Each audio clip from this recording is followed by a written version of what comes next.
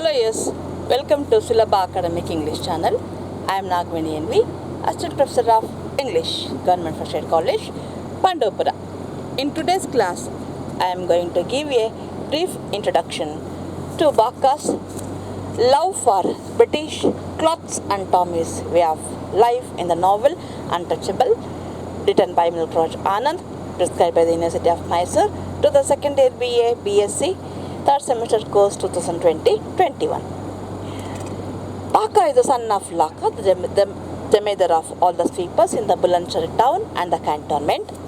And his father is officially in charge of 3 rows of latrines, which were at the extreme end of the brook.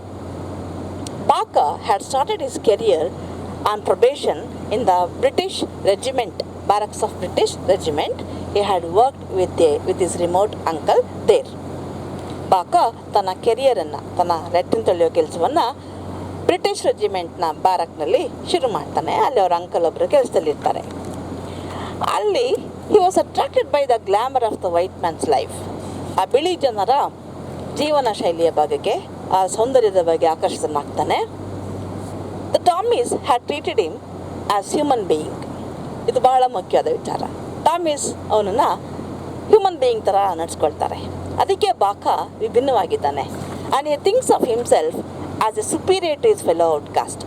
ತನ್ನ ಸಹಚರರ fellow outcaste, ತನ್ನ ಜಾತಿಯ ಇತರೆ ಹುಡುಗರಿಗೆ ಹೋಲಿಸ್ಕೊಂಡಾಗ ತಾನು superior ಅಂತ ಬಾಕಾ ಅಂದ್ಕೊಳ್ತಾನೆ. ಅದಕ್ಕೆ ಕಾರಣ ಟಾಮಿ ಅವರ ಜೊತೆಗೆ, ಬ್ರಿಟಿಷ್ ಸೋಲ್ಜರ್ಸ್ ಜೊತೆಗೆ ಅವನ ಜೀವನ ಶುರುವಾಗಿದ್ದು.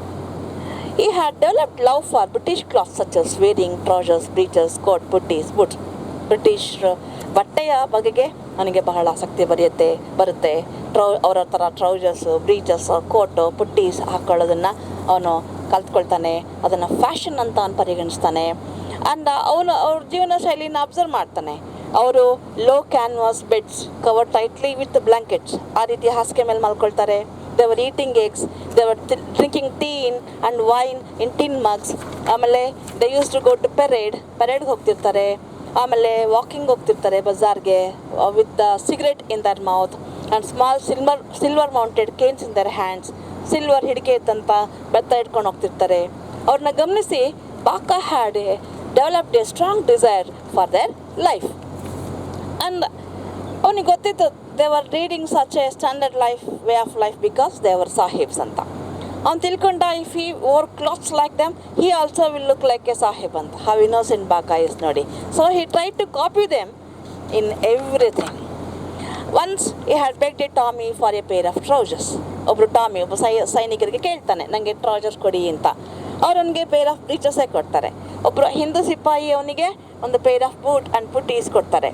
ಆಮೇಲೆ ಇದು ಉಳಿದ ಐಟಮ್ಸನ್ನು ಅವನು ಒಂದು ರ್ಯಾಕ್ಸಿಲರ್ ಶಾಪ್, ಅಂದರೆ ಚಿಂದಿ ಬಟ್ಟೆ ಮಾರುವಂತಹ ವ್ಯಕ್ತಿಗಳ ಹಳೆ ಬಟ್ಟೆ ಮಾರುವ ಅಂಗಡಿಯಲ್ಲಿ ತಗೊಳ್ತಾನೆ. ಆ ಅಂಗಡಿ ಮುಂದೆ ಹೋದಾಗೆಲ್ಲ ಅಲ್ಲಿದ್ದಂಥ ಆಂಗ್ಲೋ ಇಂಡಿಯನ್ಸ್ ಐಟಮ್ಸ್ ಬಗ್ಗೆ ಅವನಿಗೆ ಬಹಳ ಆಕರ್ಷಣೆ. ಏನೇನೋ scarlet and khaki uniform, red colour ಅಥವಾ ಕಾಕಿ ಬಣ್ಣದ ಯೂನಿಫಾರ್ಮಲ್ಲಿ ಅವರು ಅಲ್ಲಿಗೆ ಕೊಟ್ಬಿಟ್ಟಿರ್ತಾರೆ, ಇಲ್ಲ ಪಾಂಡ್ ಮಾರ್ಬಿಟ್ಟಿರ್ತಾರೆ. ಪಿತ್ಸೋಲಾ ಟೋಪಿ, ಪೀಕ್ ಕ್ಯಾಪ್ಸು, ನೈವ್ಸು, ಫೋರ್ಕ್ಸು, ಅಷ್ಟೇ ಅಲ್ಲ books and buttons, other ornaments of Anglo-Indian life. And he wanted to touch them, he hungered to touch them, but he had never the courage to go to the shopkeeper and ask the price.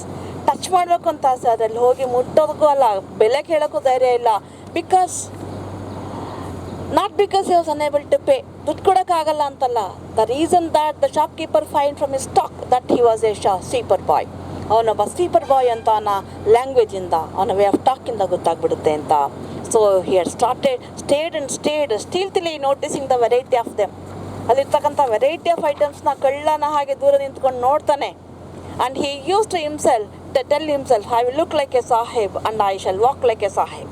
ಆ ಥರ ಬಟ್ಟೆ ಹಾಕ್ಕೊಂಡ್ರೆ ನಾನು ಸಾಹೇಬನ್ ಥರ ಕಾಣಿಸ್ತೀನಿ, ನಾನು ಅದನ್ನೆಲ್ಲ ಹಾಕ್ಕೊಂಡು ಸಾಹೇಬನ್ ಥರ ನಡ್ಕೊಂಡು ಹೋಗ್ತೀನಿ ಅಂತ he use to feel that. But he had no money to purchase. ಅದನ್ನ ಕೊಂಡ್ಕೊಳ್ಳೋಕೆ ಹಣ ಇರಲಿಲ್ಲ. Because all the money he had earned there he had to give it to his father. ಅಲ್ಲ, ಅವನು ಗಳಿಸುವ ಎಲ್ಲ ಹಣವನ್ನು ಅವನ ತಂದೆಗೆ ಕೊಡಬೇಕಾಗಿತ್ತು.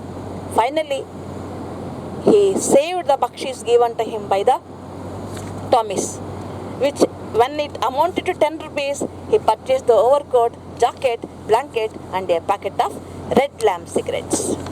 And his father became very angry at his extravagance. ದುಡ್ಡು ಹಿಂಗೆ ಖರ್ಚು ಮಾಡ್ತೀಯ ಅಂತ ತಂದೆಗೆ ಸಿಟ್ಟು ಬರುತ್ತೆ. ಅವನ ಫ್ರೆಂಡ್ಸು ರಾಮಚರಣ್ ಅಂಡ್ ಚೋಟ ಅವನ ಈ ಬಟ್ಟೆ ಈ ಸ್ಟೈಲ್ ಎಲ್ಲ ನೋಡಿಬಿಟ್ಟು ಪಿಲ್ಪಾಲಿ ಸಾಹೀಬ್ ಅಂತ ಅವನ ಕಡೆಗೆ ದೇ ಕಟ್ ಜೋಕ್, ಅವನ ಕಡೆಗೆ ಜೋಕ್ ಮಾಡಿ ನಗ್ತಾರೆ. Baka knows very well that except for his English class, there is nothing English in his life. ಅವನ ಲೈಫಲ್ಲಿ ಇಂಗ್ಲೀಷ್ ಕ್ಲಾಸ್ ಬಿಟ್ಟರೆ ಇಂಗ್ಲೀಷ್ ಅನ್ನುವಂಥ ಯಾವುದೇ ಕ್ವಾಲಿಟಿ ಇಲ್ಲ ಅಂತ. But he loved those cloths very much. He used to wear them day and night, and he kept his new uniform day and night and guarding them from all base taint of Indianness. ಕೆಲಸ ಮಾಡುವಾಗ ಕೊಳಕಾಗುತ್ತಲ್ಲ, ಆ ಭಾರತೀಯ ವಿಧಾನದಲ್ಲಿ ಕೆಲಸ ಮಾಡುವಾಗ ಆ ಎಲ್ಲ ಕೊಳಕಿನಿಂದ ತನ್ನ ಬಟ್ಟೆಯನ್ನು ಯೂನಿಫಾರ್ಮನ್ನು ರಕ್ಷಣೆ ಮಾಡ್ಕೊಂಡಿರ್ತಾನೆ.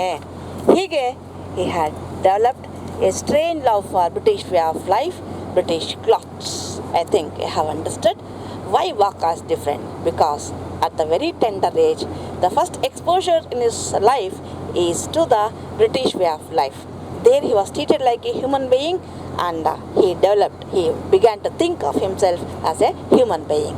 That has made all the difference in the life of Baka. You have understood? I think you have understood. If you have any query or doubts, please post it in the comment box. Take care. Bye.